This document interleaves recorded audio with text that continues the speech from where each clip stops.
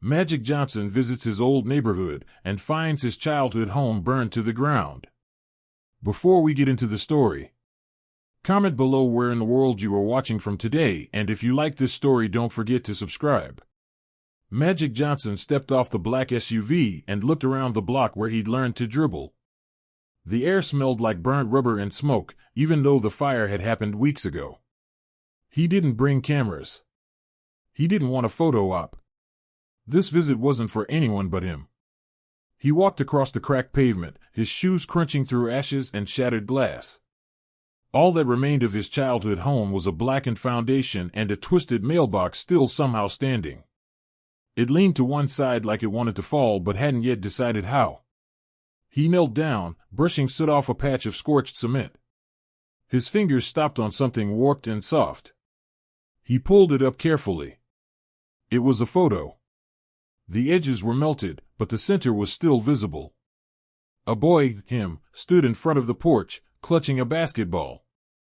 Two other kids stood beside him. They were neighborhood kids.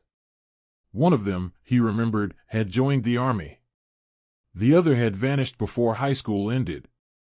He sat down on a fallen beam and stared at the picture for a long time. The fire had taken the walls, the memories, his dad's garage weights, his mom's worn Bible. All gone. But this photo survived, barely. He wondered why. The silence broke when an old man from across the street called out, "Irvin?" It was Mr. Cole from next door. He limped over with a cane and shook Magic's hand like he'd just seen him last week, not decades ago. "You came back," Mr. Cole said. "I had to." They stood together in silence for a while, watching smoke curl from a nearby trash can. Someone had set fire to something else recently. This part of Lansing had changed. "Kids don't play ball in the street anymore," Mr. Cole muttered. "Not since the gang moved in 2 years ago. Ain't safe no more." Magic nodded. "I noticed. Doesn't even sound like a neighborhood anymore." Mr. Cole leaned closer.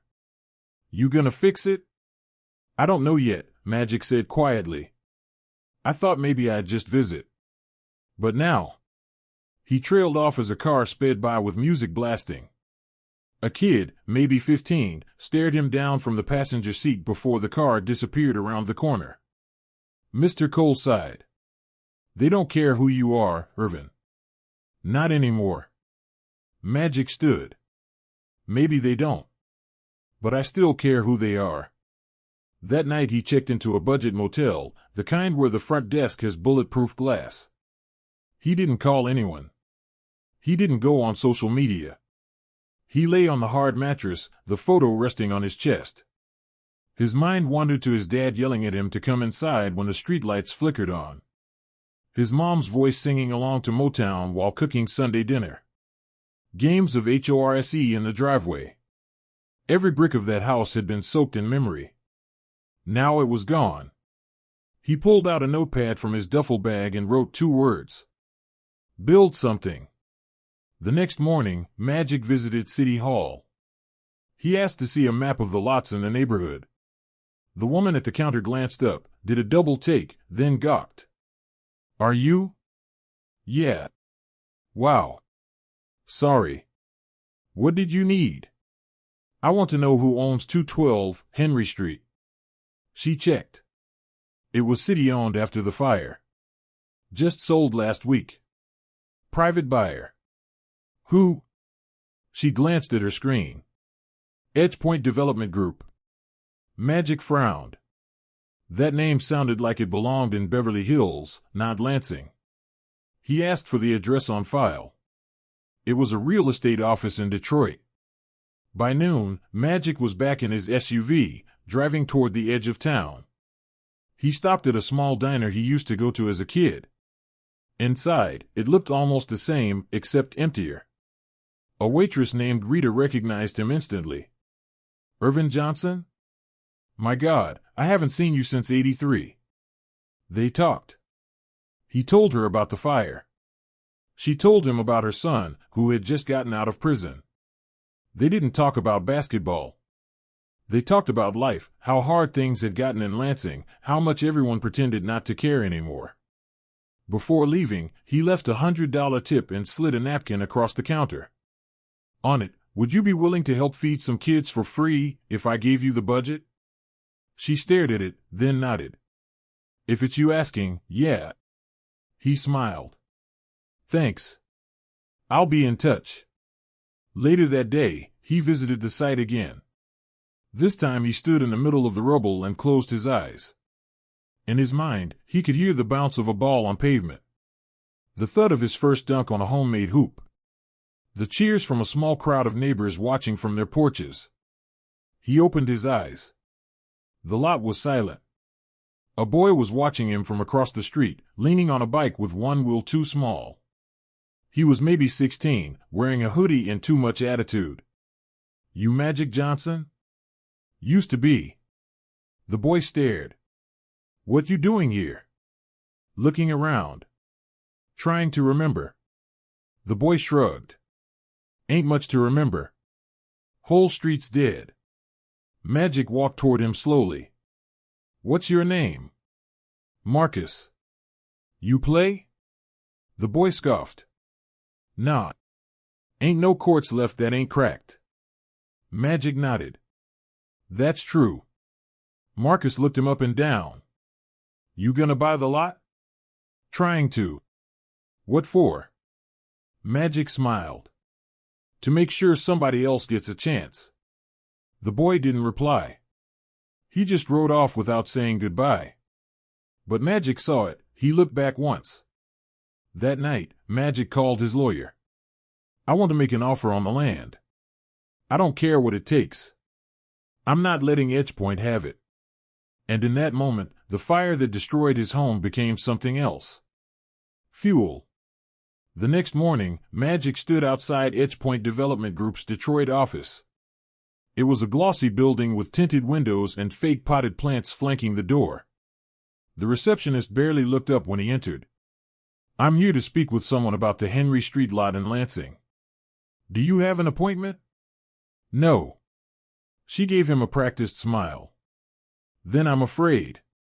"I'm Magic Johnson," he said calmly. That got her attention. Her fingers paused on the keyboard. "Please wait one moment."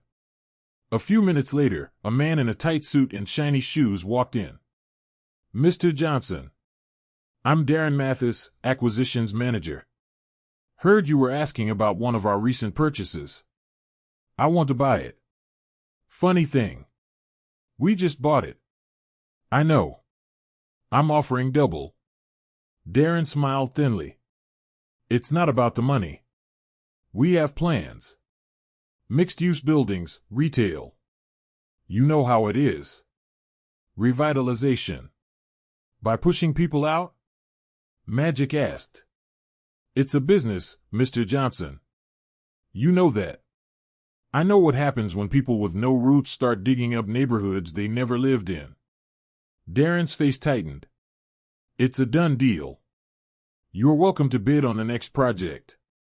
"I don't want the next one." "Then I'm afraid we're done here." Magic walked out. He didn't speak for the rest of the day. Back in Lansing, he visited the lot again.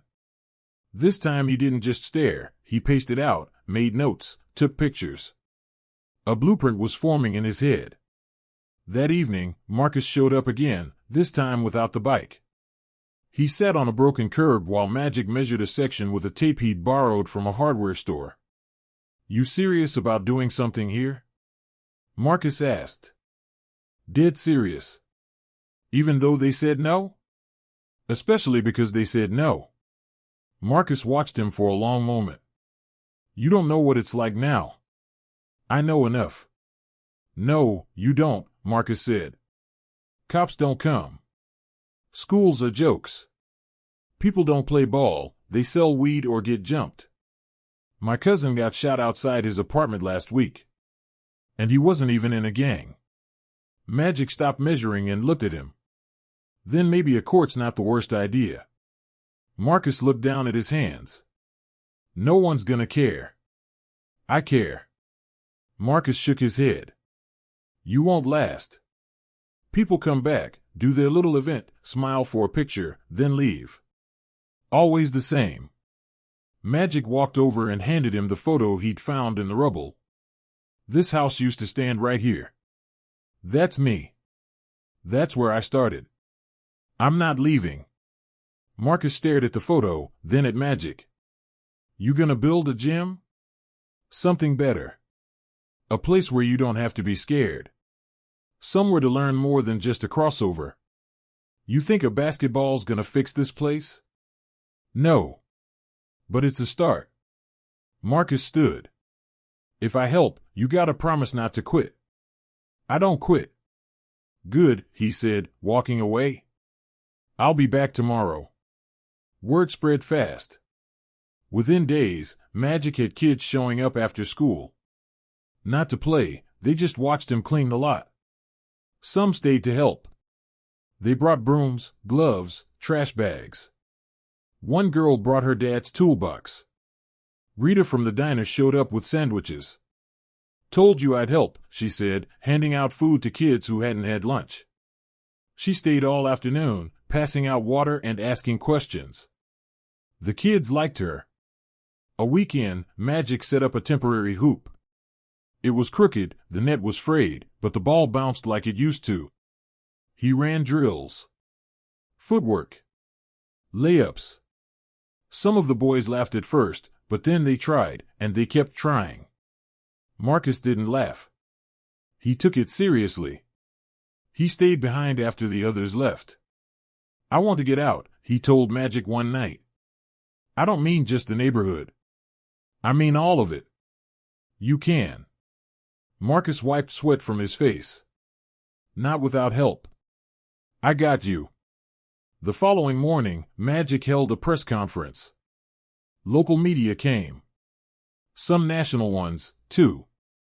He stood on the lot, surrounded by kids and volunteers, and made his pitch. I want to build a community center right here. A gym. A tutoring hall. A safe space. I'm not asking for money. I'll fund it. But I need the city to stop blocking it. The city responded with a statement saying the land was privately owned and they couldn't interfere. Edgepoint filed a cease and desist order on the makeshift activities. They claimed it was trespassing. But something had shifted. News segments ran clips of Magic coaching kids. Parents started speaking out. Local teachers voiced support. Donations poured in, not for the building, but for the kids, shoes, balls, school supplies. Still, Edgepoint pushed harder. They offered Magic a deal. They'd let him buy another property nearby, one that wasn't part of the urban plan. Magic refused. This isn't about convenience, he said in an interview. This lot matters. It's not just any lot, it's where a kid named Irvin Johnson learned how to dream. Pressure mounted. A city council vote loomed on whether to allow Edgepoint to proceed with construction. It would determine whether Magic's plan would live or die. Days before the vote, Magic called Marcus and asked him to meet after practice. When Marcus arrived, Magic handed him a worn box. Inside was a pair of old Converse sneakers. These were my first real basketball shoes, Magic said. I wore them till the soles gave out. I want you to have them. Marcus blinked. Why me? Because I see something in you I saw in myself back then. Marcus looked down. You know I got a record, right? I know. You're not afraid I'll screw this up? No, Magic said. I'm afraid you'll believe everyone else who thinks you will.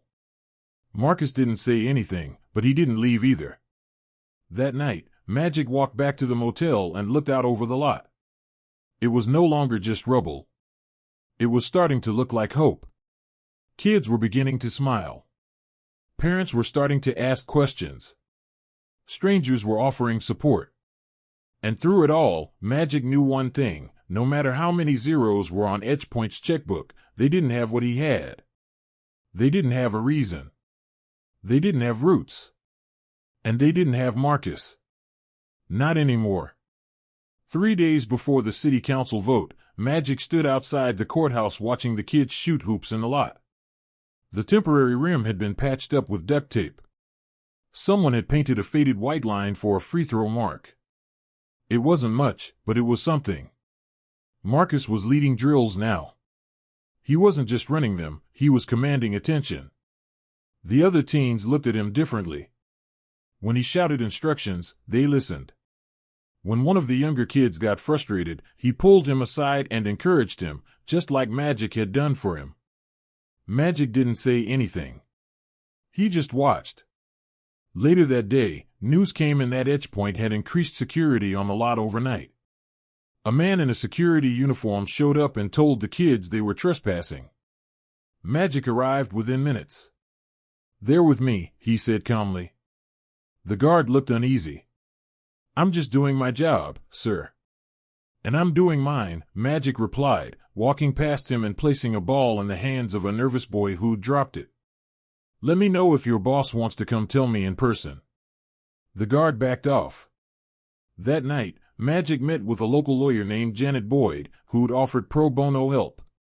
She'd grown up in Lansing and had been following the story. "They can't force you off, not until construction begins, and they haven't filed a permit," she explained. "But they're betting you'll leave before then." "I won't," Magic said. "They're also lobbying the council behind the scenes. Word is they're offering campaign support." Magic nodded slowly. "Then we give them something money can't buy." Janet leaned in. "Like what?" "Truth." The next day, Magic held a community meeting in the parking lot of a closed grocery store near the burned house. Dozens of parents, teens, and neighbors came. Marcus stood by Magic's side the whole time. "I'm not here to sell anything," Magic began. "I'm here because this block saved my life once. I'm here because this burned-down lot still has fire in it, it's just different now." People clapped. Cameras rolled. He pointed to Marcus. "You all know this young man. He's been through more than most adults in this room. But he's here. Every day. Helping others. I didn't give him that. This place did." Marcus looked stunned, eyes lowered. "I'm asking the city to let us keep what's already working. Not theory. Not politics. Just results. Kids off the street. Dreams back on the court." The crowd erupted. Magic nodded and stepped away. That night, Edgepoint hit back. An anonymous article surfaced online suggesting Magic's involvement was performative. It claimed he had plans to sell naming rights to corporate sponsors, even hinted he stood to profit. Magic didn't respond. Instead, he took Marcus and two of the younger kids to a local news studio the next morning. He let Marcus do the talking. "I was ready to quit on myself," Marcus told the anchor. "I thought I was just another statistic. But then someone who didn't owe me a thing showed up and told me I mattered. So I stayed. I worked. And now I help the next kids coming up. Because I remember what it felt like to have nothing." The clip went viral. Thousands of shares in a single day. Donations tripled. The day before the vote, Magic met with Councilwoman Ortiz, one of the swing votes. She was skeptical, professional, and clearly exhausted by the politics. "They're offering us an urban renewal deal," she said. "More tax revenue. Safer image for investors. And you're offering, what? A gym?" "I'm offering a chance for this city to mean something again," Magic said. "And if you walk the lot, you'll see we've already started without your permission." She smiled, just slightly. "That's exactly what worries them." He stood. "You're not voting for me. You're voting for every kid who didn't leave Lansing when they could have." That evening, a fight broke out near the lot. Marcus was there. He didn't throw punches, but he didn't walk away either. Cops showed up. When Magic got to the station, Marcus was sitting in the holding room, arms crossed, jaw tight. "I didn't do anything," he said. "I know," Magic replied. "But standing in the middle of a fight still makes you part of it. You want to be a leader? Then you lead even when it's hard." Marcus stared at the floor. I messed it up. No, you didn't, Magic said. You just made the stakes real. Now let's go fix it. The police released him without charge. But word got out. Critics used it as ammo. He's your poster boy, one local paper asked. Magic didn't flinch. Instead, he made Marcus speak at the council meeting. You're putting me on the mic after that? Marcus asked. Especially after that. The council chambers were packed. Kids stood against walls. Parents sat on the floor. TV crews squeezed into corners. Magic sat in the back. Marcus walked alone to the podium. He held the mic for a second before speaking. My name is Marcus Reynolds. I used to think this city didn't want me. And maybe it didn't. But this man, he nodded toward Magic, he didn't give up on me. Even when I did dumb stuff. Even when I didn't believe in myself. You say this land belongs to Edgepoint? Fine. But what about us? Where do we belong? Silence. I'm not perfect. None of us are. But we're here. We're trying. And that's more than most gave us credit for. He walked away. People clapped. Some stood. Then it was time for the vote. 5-4. Magic didn't breathe until the final vote came in. Councilwoman Ortiz voted yes. The crowd exploded. Cheers echoed. Kids screamed and hugged. Rita from the diner cried. Magic stayed in the back, silent. Marcus found him later. We did it, he said, breathless. Magic nodded. No, you did. Marcus shook his head. We all did. And for the first time in a long time, Magic looked around and saw something more than a lot full of ash. He saw a future. The morning after the vote, Magic returned to the lot early. The sun hadn't fully risen yet, and the streets were still quiet. He walked across the broken pavement where his house once stood. This time, it felt different. It didn't feel like ruins anymore. It felt like ground zero for something new. Within days, volunteers poured in. Some were local parents, coaches, retired teachers. Others came from nearby towns. Magic organized crews, assigned tasks, got permits fast-tracked. Supplies arrived, donated by former teammates and corporate friends. But there was no press conference, no grandstanding. The work spoke for itself. Marcus was the first to show up every day. He didn't ask what needed doing, he just did it.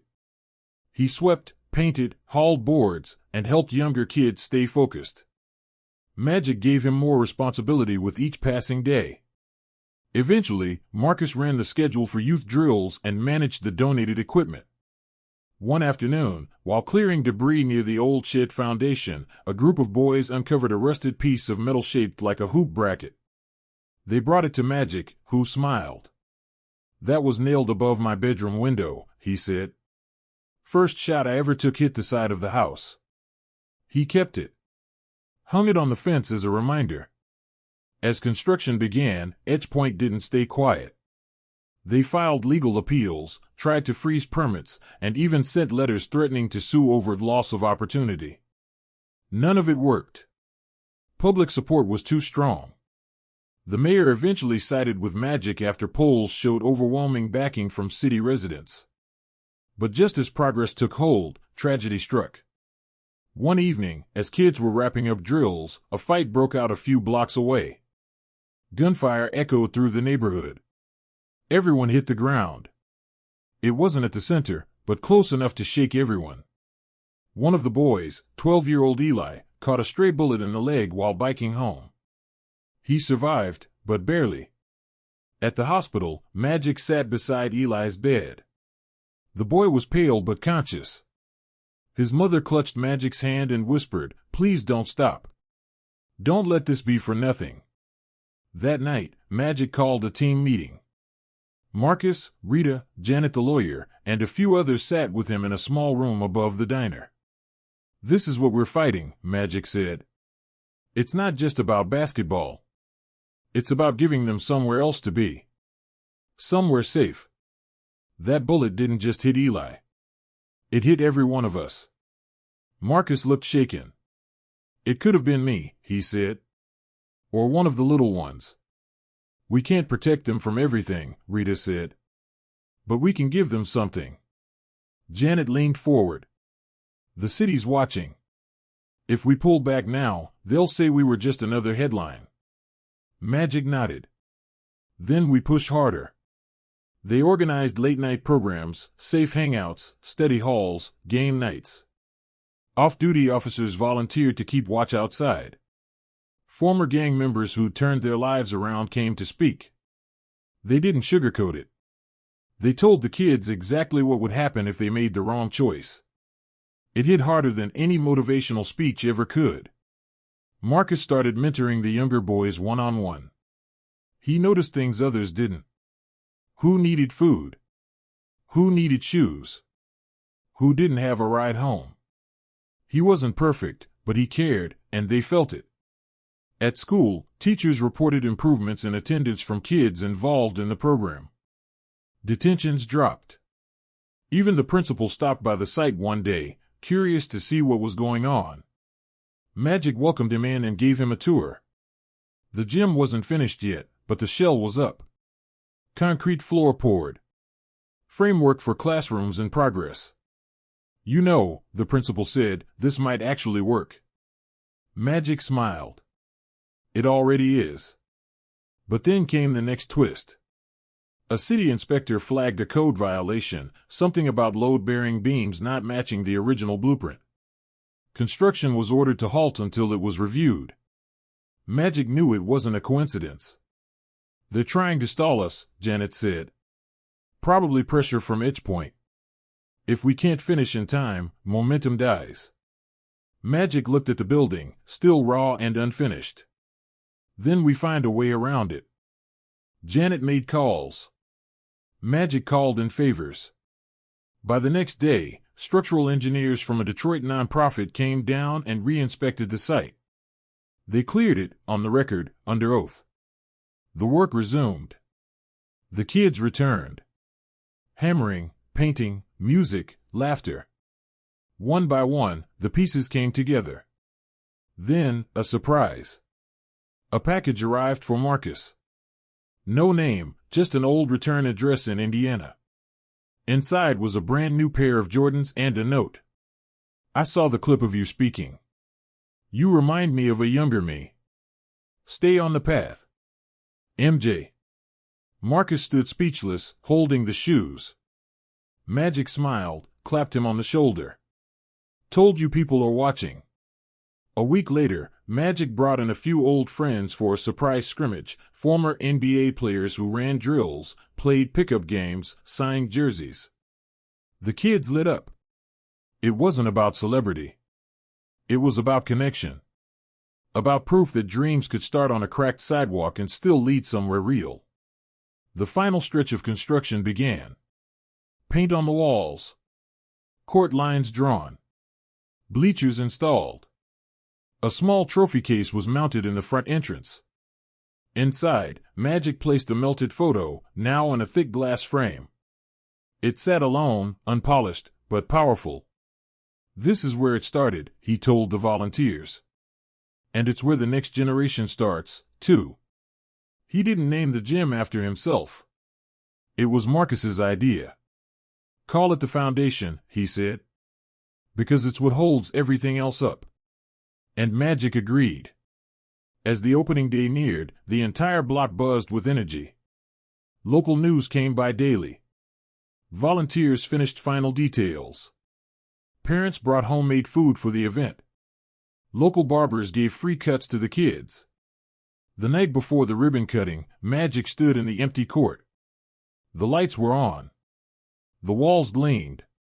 The floor smelled like fresh polish. He bounced a ball once, just once, and smiled. Marcus walked in, holding a fresh set of keys. We ready? He asked. Magic nodded. We've been ready.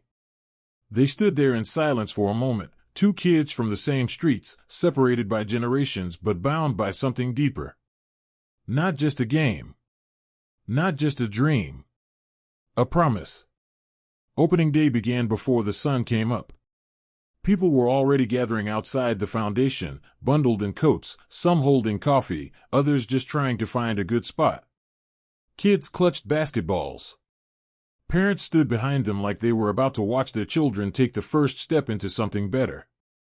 Magic arrived early. He didn't come in a limo or with an entourage. Just him, in a jacket and jeans, holding the same photo they'd found in the rubble. He looked at the building, not a stadium, not flashy, just solid, clean, proud. It stood on the same lot where his house once stood. Where his life began. And now, it would be the start of so many more. Marcus was already inside, setting up chairs in the side rooms. He had a clipboard, a radio on his belt, and an edge of nerves that showed in how often he checked his watch.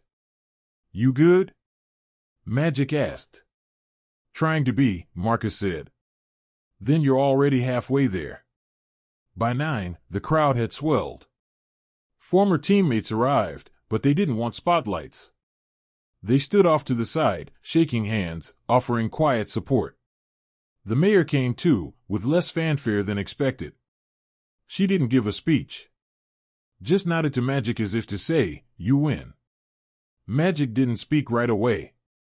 He waited until the ribbon was stretched across the front doors and the kids were in position, standing with their jerseys, each marked with a number, but no names. That was intentional. This place wasn't about stars. It was about team. He stood beside Marcus, looked out at the crowd, then lifted the mic. "I grew up 30 feet from where I'm standing. Back then, I never imagined any of this. I just wanted a ball, a hoop, and one more hour before it got dark.